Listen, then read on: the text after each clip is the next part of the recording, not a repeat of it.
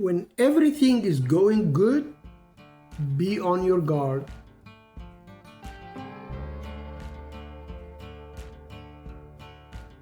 Hello and welcome to No Crown in Heaven for Bible Knowledge, studying Genesis verse by verse. We supposed to start today in chapter 39, but I do have few things to say about chapter 38. So we studied chapter 38 in the last episode. If you haven't watched it, you can go ahead and watch it.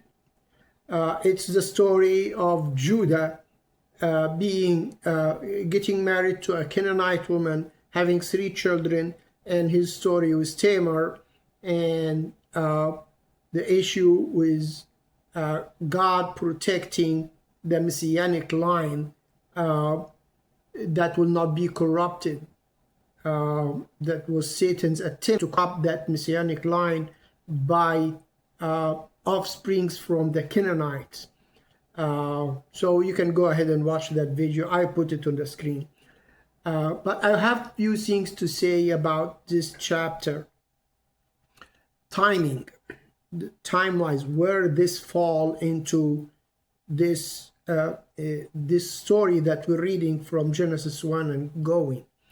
The second thing I want to talk about is why this chapter was put in here. We're studying and we're going through the life of Joseph, and suddenly it stops in chapter 37, goes chapter 38 into the story for Judah and the Canaanite wife and his children, and then chapter 39 it picks up again in Joseph's life, continuing the life of Joseph.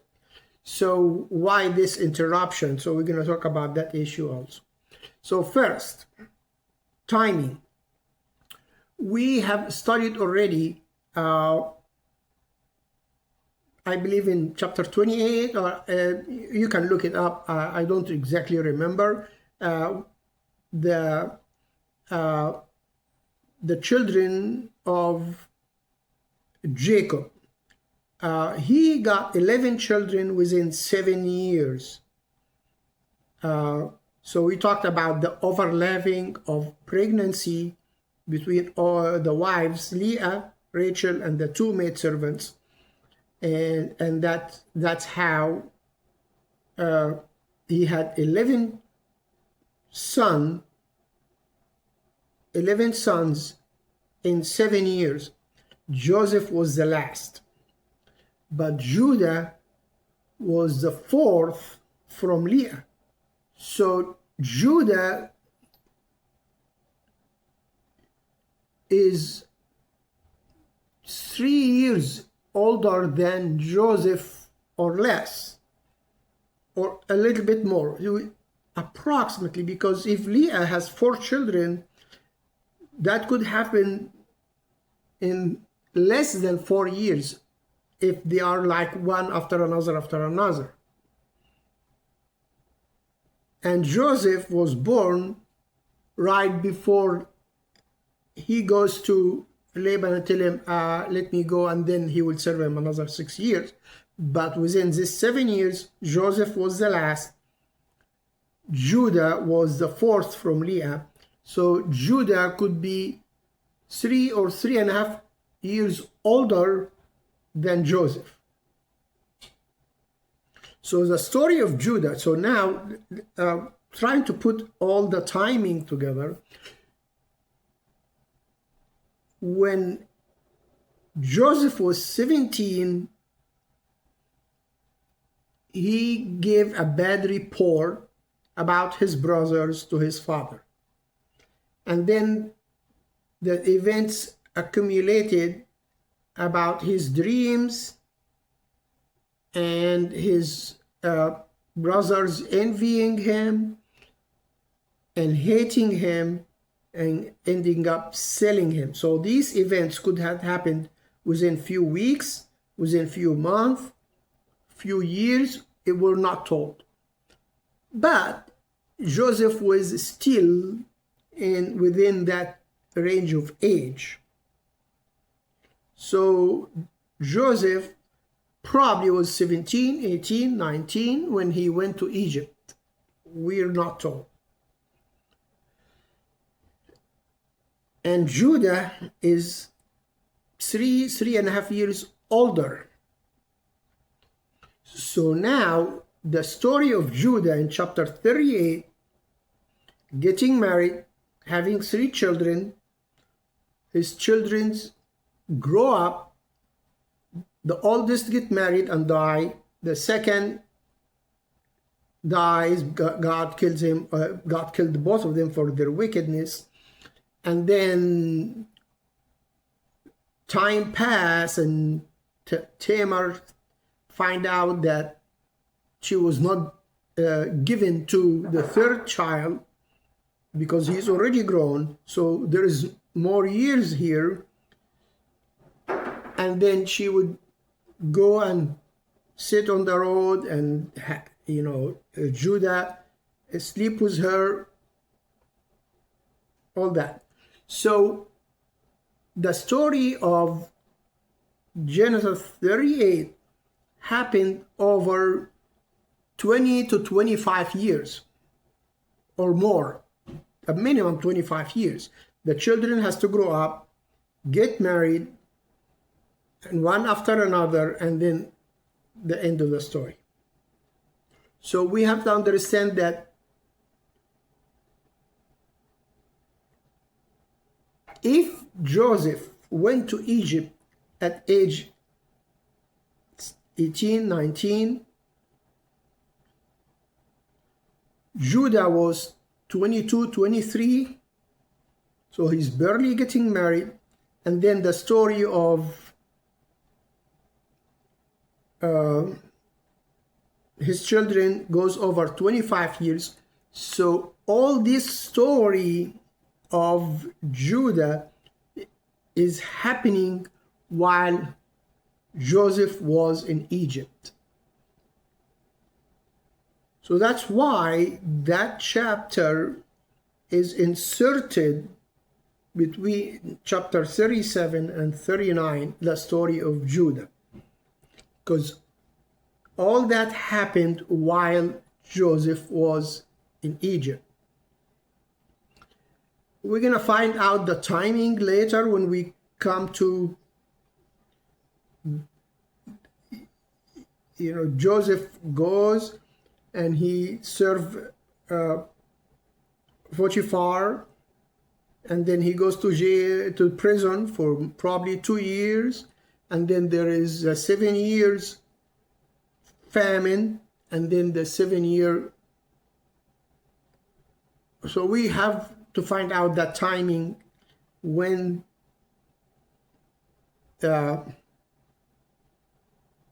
Jacob's family goes to Egypt.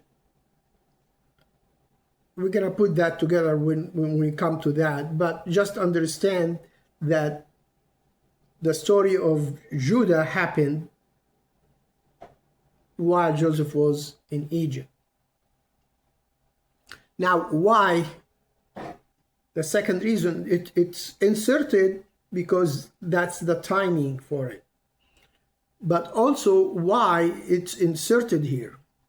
So Joseph represents Christ. And he is the savior of the nation of Israel and the world.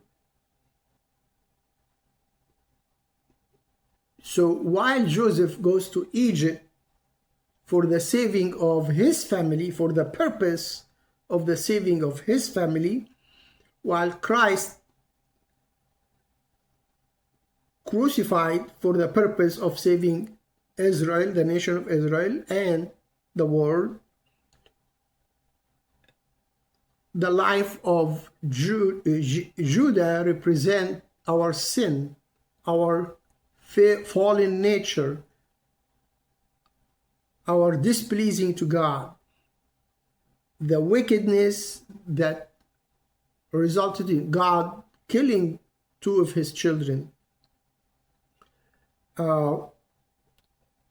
So the reason is it's a representation of our falling nature, that we are going to be saved through Christ, as Judah is going to be one of, and his family, one of the ones who will be saved from the famine and going to Egypt to be saved from the famine, while we are living in our falling nature, and we will be saved through Christ. So with that said, we can just go to chapter 39 with that understanding why the chapter is inserted and the timing of it. So let's read chapter 39, start from verse 1. Now Joseph had been taken down to Egypt, and Potiphar, an officer of Pharaoh, captain of the guard, an Egyptian, bought him from the Ishmaelites who had taken him down there. So here we talk about Potiphar first. It's Potiphar or Potiphar, it depends on how you pronounce it. I pronounce it with my language. But he is an officer, and I read about this. Some commentaries indicate that this word that's translated to officer means eunuch, because he is a server of Pharaoh, and so that word as a eunuch, it doesn't really mean he was a eunuch, but probably it was a common word for all the people who serve Pharaoh or work for Pharaoh, because he had a wife. So we have to understand that he probably was not actually a eunuch, but the word that was mentioned in the original text in Hebrew implies that it can be translated to eunuch. So was he actually a eunuch? Probably, because maybe he became an officer for Pharaoh after he was married. We don't know. But he was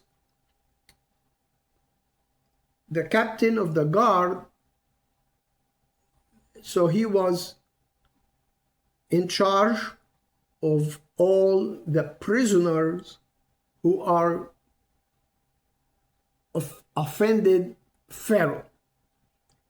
Not offenses against other Egyptians or other people, but offender of Pharaoh himself. Pharaoh is the one who said, he gave the judgment on these people. So that's his position. Verse 2.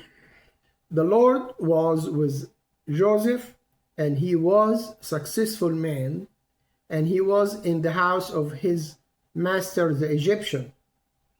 And his master saw that the Lord was with him, and that the Lord made all he did to prosper in his hand. So Joseph found favor in his sight and served him. Then he made him overseer of his house, and all that he had he put under his authority.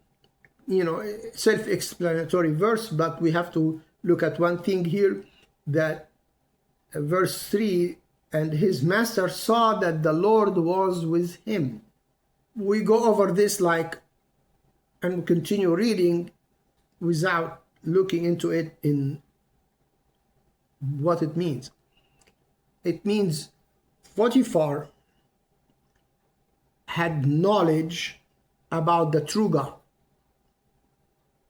that the life of Joseph,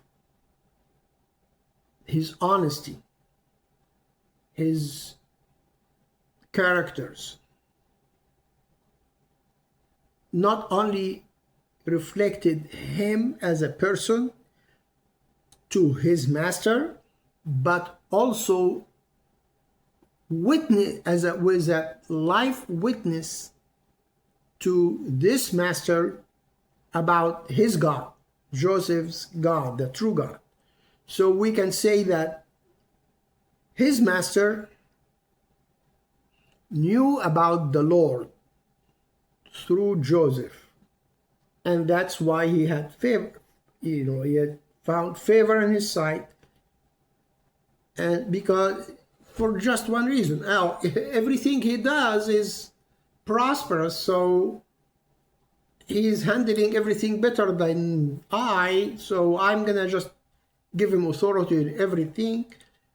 He's being faithful, he's being honest, he's being wise, so let him handle everything. So Pharaoh's intention from giving all authority over his house to Joseph was for his own benefit.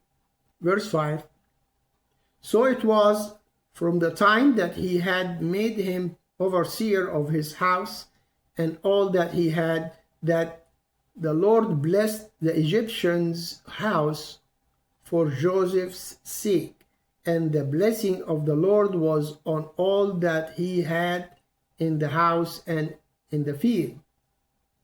Thus he left all that he had in Joseph's hand, and he did not know what he had except for the bread which he ate. Now Joseph was handsome in form and appearance.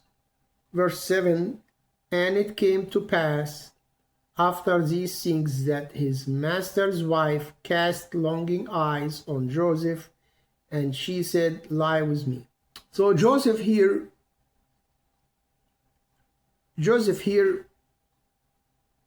reached the top that he can think he can reach.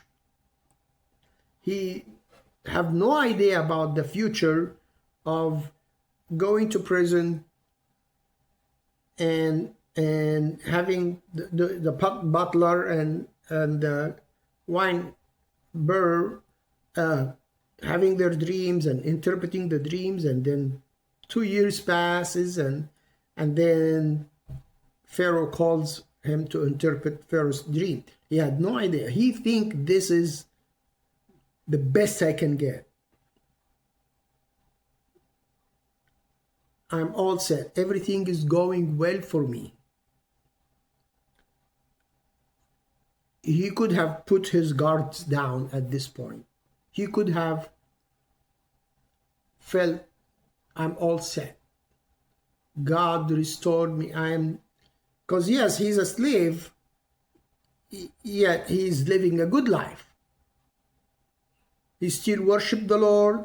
He still read his Bible. He still go to church. He still have his freedom, and somehow he still, I'm talking about a Christian who everything is going well for him. And at this point, you can put your guards down. So let's imagine that at that point, when his master's wife asked him to sleep with her, that he fell. The problem would be that was not going to be a one time. If he had fell, that will be a continuous relationship that will happen again and again and again. His master goes to work. He's the officer who is over the guards, and he's doing his job all day long, and he comes home at the end of the day. Joseph in control of everything, everybody. She's probably have slept with other men in the same that's working in the house anyway before, but now she wants this guy, and there is no other situation that prevent them from continuing into a relationship behind his master. So if he had fallen, it will be a free fall. And that's what happened to a lot of Christians. When you have everything going well and you put your guards down, you don't read your Bible continuously, or you don't continue in the worship, in the fellowship, in the worship, day and night, pray without ceasing. That's your guard. And when you fall, it's a free fall. So he would refuse, and he will tell her in verse 8, "Look, my master does not know what is with me in the house, and he has committed all that he has in my hand. There is no one greater in this house than I, nor has he kept back anything from me but you, because you are his wife. How then can I do this great wickedness and sin against the Lord?" He refuses. Now he's witnessing to her. So he's not only a witness to his master, he is a witness to his master's wife.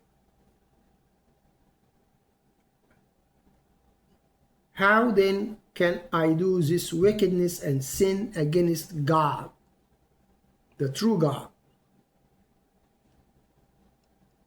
The Egyptians worshiped so many different gods. So she worshiped gods that probably didn't have nothing to do with any moral code in their vocabularies, or in their just worship the God that who would bless you with whatever, all the Egyptian gods that they were worshiping, idols. But now he's talking about sinning against the true God. So he's witnessing to her. This story will continue.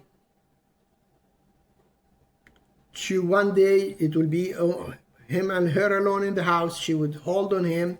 He would run, and she will have his garment, and then she would scream and talk to the people, and then wait for her master to come, his master to come and tell him, he tried to rape me. So read the story. Then we go to verse 19. So it was when his master heard the words which his wife spoke to him, saying, "Your servant did to me after this manner," that his anger was aroused. Then Joseph's master took him and put him into the prison, a place where the king's prisoners were confined, and he was there in the prison. So one thing wrong Potiphar did here, he did not investigate. He acted out of his anger without investigation. This guy is an officer over guards who are working with prisoners. So he knows how to investigate crime. He knows how to find evidence. He just acted out of his anger. He did not investigate the matter. If he had been seeing the faithfulness of Joseph to the point that he didn't know anything about all his house, all his positions, all his Joseph probably was handling his if he has flocks, if he has grain storage, money, everything. Joseph was in control of everything. If it was these days, like in control of his bank account, his stock market, and his grocery bills, mortgage, he was in control of everything, and he trusted him.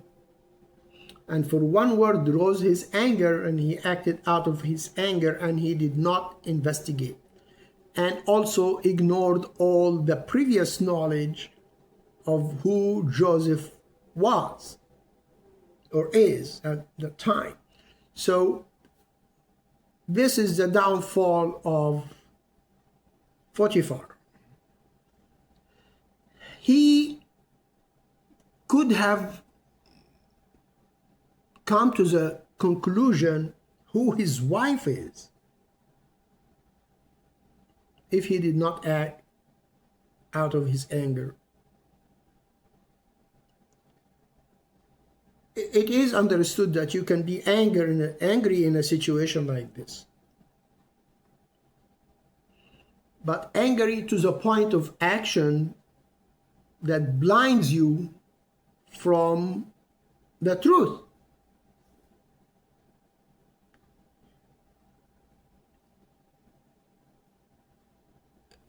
That's happened all the time in our lives. You get angry, you act immediately out of this anger, and it blinds you from finding the truth, or prohibit you from handling the situation godly. And that's what happened with him. Now we're going to talk about the wife.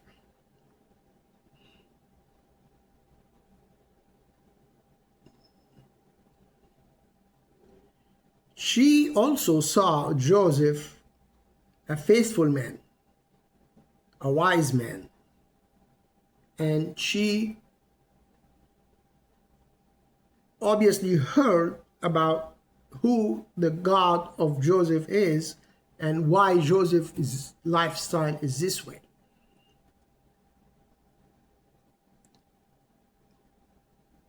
But she acted out of fleshly desires. So now fleshly desires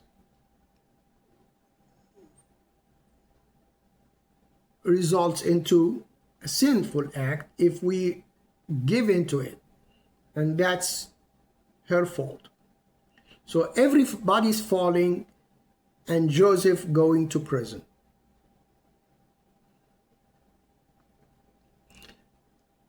So here I'm going to stop.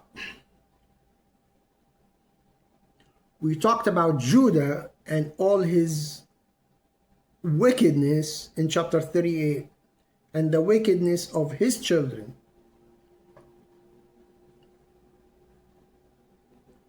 And Joseph is a slave in Egypt to save him. And here, Potiphar and his wife, both of them, one acting out of the anger and the other acting of the fleshly desires, and they're both falling in sin, and Joseph is the one who's going to prison to save them, because they will be saved during the famine through Joseph's wisdom. So this is a representation of Christ. Joseph representing a picture of Christ. The life of Joseph is a picture of Christ. He is the savior of the nation of Israel, which Judah's sin is he's living in sin, and he's gonna be saved by Joseph. the Egyptians, these two Egyptians, Potiphar and his wife, living in sin, and they're going to be saved by Joseph, and Joseph is the one who's going to prison. A representation of Christ. Verse 21, I'm going to read the last 3 verses in this chapter. But the Lord was with Joseph and showed him mercy, and he gave him favor in the sight of the keeper of the prison. And the keeper of the prison committed to Joseph's hand all the prisoners who were in the prison. Whatever they did there, it was his doing. The keeper of the prison did not look into anything that was under Joseph's authority, because the Lord was with him. And whatever he did, the Lord made it prosper. So the same situation. Now Joseph is a witness to the prison keeper, to the soldiers working there, to the prisoners. He's a picture of a perfect man, as Jesus is a sinless man, and he worshiped the true God. So it is truly obvious they knew about who is the God that Joseph worshiped. So I want to make sure you understand that all these people had the opportunity to believe in the true God. God did not reject them. They rejected God. So, the phrase that's repeated here in this chapter, but the Lord was with Joseph. And that's not because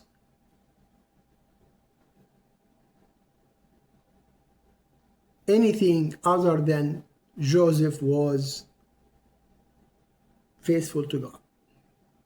We never heard the word, but the Lord was Judah in chapter 38. Because he was just like, I'm going to do whatever I know. He departed from his brothers. First thing happened. And then he goes and marries a Canaanite. Obviously, in this day and age, at that time, in this culture, he knew about his father. He knew about his grandfather and about his great-grandfather, Abraham. And he knew that the stories of Eliezer of Damascus going to Laban to get a wife for Isaac. Do not take a wife from these people. And he knew about Jacob going, he was with Laban.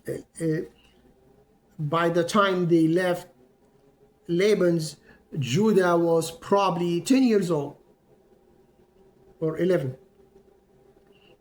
So he knew about don't take a wife from the Canaanite. He knew about Ishmael taking, because you as a child, you are told the story of your family.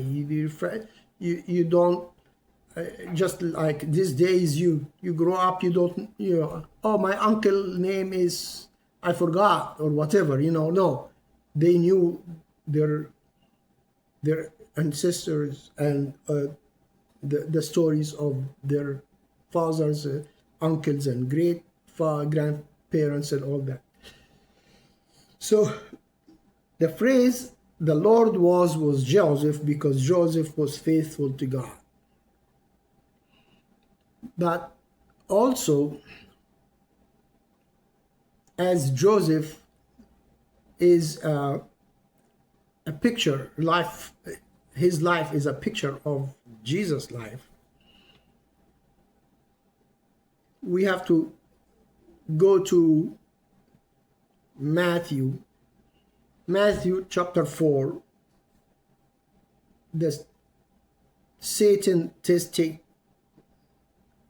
tempting Jesus, and he tempted him by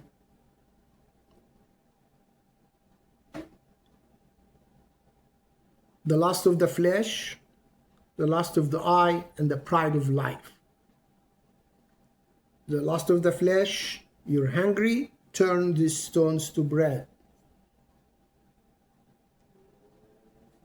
The lust of the eye, take him on a mountain, I give you all these if you bow to me.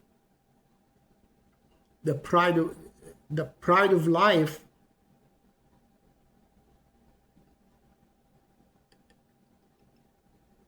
take him on the top of the temple, tell him throw yourself because the angels will carry you. So you like Jesus will jump, and then the angels will carry him, and it was like, look at me, I am Superman, pride of life. So Jesus was tempted in these three things. Joseph was tempted in all three.